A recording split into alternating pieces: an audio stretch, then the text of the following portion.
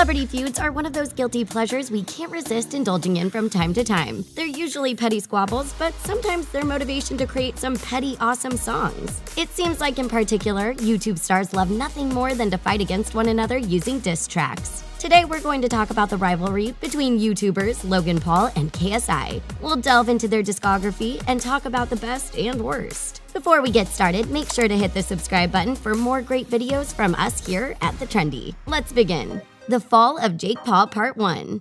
Like most brothers, Logan Paul and Jake Paul tend to get into fights with one another. Sometimes this seems lighthearted and fun, but other times we get an epic diss track as a result. The Fall of Jake Paul might not be just the best Logan Paul diss track out there, but maybe even his best song ever, which is sort of ironic considered he once called out his brother for his negative song, It's Everyday Bro. Logan chastised his younger brother for going too far, and naturally Jake Paul decided to respond by creating yet another negative song, this time about his own brother. Although Jake Paul claimed he meant it to be funny, it's clear Logan didn't take it this way. He felt the lyrics were way over the line and was so enraged he created his own diss track called The Fall of Jake Paul. At first, he released the first verse and claimed he would hold off on the second because it was just too brutal. According to Logan, he had taken his brother's lyrics very seriously, so he had tried to make his song as hurtful as possible. The video for The Fall of Jake Paul cut off abruptly when a woman believed to be Jake Paul's ex-girlfriend, Alyssa Violet, is seen stepping out of a car. Logan Paul announced that there was a second version of the song which was simply too horrible to reveal for now.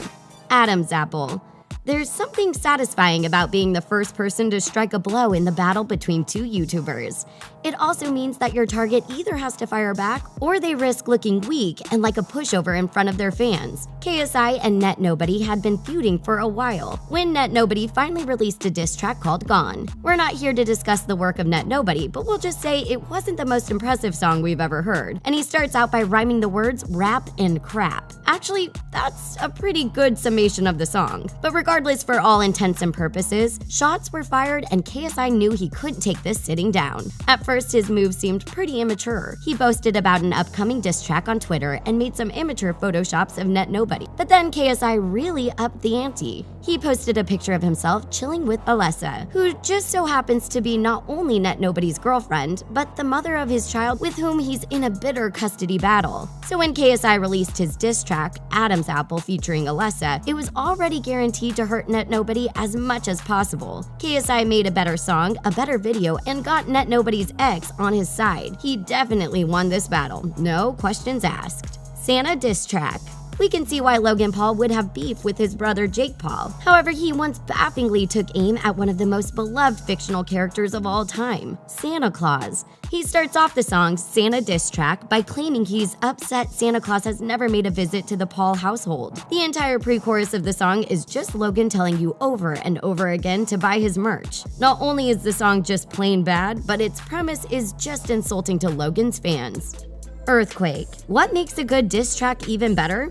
Teaming up with a big-name YouTube star like Rice Gum. KSI and Rice Gum had known each other for a while and collaborated on a song called Earthquake. Some diss tracks dance around the topic, but this song is blunt, direct, and laced with satisfying vitriol. Prior to this diss track, KSI had left the sideman in order to pursue a solo career. Since he was the most popular and successful member of the group, this made a lot of waves. But since KSI was gone, Bazinga was ready and eager to take his place. He did so by immediately making a diss track about KSI, which he accurately titled Drama. Obviously, KSI wasn't going to stand for this type of insult, so he got his friend Rice Gum to collaborate with him on a new project.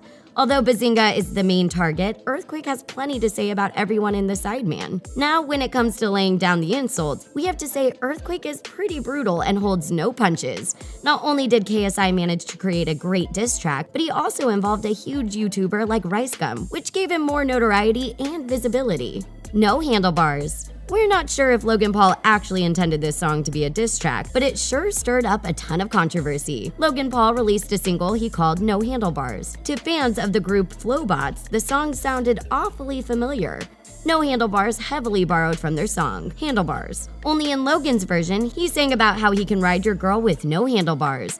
Most people who viewed the music video seem to find that it fell somewhere between being tasteless and offensive. It features Logan Paul riding women as if they're human bicycles. Jamie Laurie of the Flowbots was furious and called Logan's video sexist. He also called him out for not getting permission to sample their music. Logan Paul may be used to diss tracks, but Laurie called him out in a way that was both eloquent and brutal. To further humiliate Logan, Laurie released his very own diss track aimed at him. The song was called Handlebars, and it didn't mince words about his feelings towards Logan Paul. But perhaps the most shocking thing about this situation is that there was no response from Logan Paul. He seemed to let the subject go and deleted No Handlebars from his YouTube channel. Little Boy. At the end of the diss track Earthquake by KSI and Ricegum, we got a sneak preview of who KSI would be insulting next. It turns out another member of Sidemen had some choice words to say about KSI, and he wasn't going to be subtle about it in the slightest. W2S made a diss track aimed at KSI, which he creatively entitled KSI Sucks. We're sure you can go ahead and guess what that song was about. Not only did W2S take aim at KSI, but he threw in a few insults about KSI's friend Ricegum as well. In response, KSI almost immediately released the song Little Boy. In the lyrics, he's incredibly cold and dismissive toward W2S and demeans him by referring to him as a little boy. He sings little boy not looking innocent cause he wanna be all relevant. KSI accuses W2S of engaging in drama to get attention, which feels kind of hypocritical at this point. Really, Little Boy is a decent diss track, but nothing special. However, in response to it, W2S fired back with a song called KSI Exposed, which pretty much everyone agreed was way over the top. Between KSI Sucks and KSI Exposed, Little Boy looked pretty reasonable and even-handed in comparison.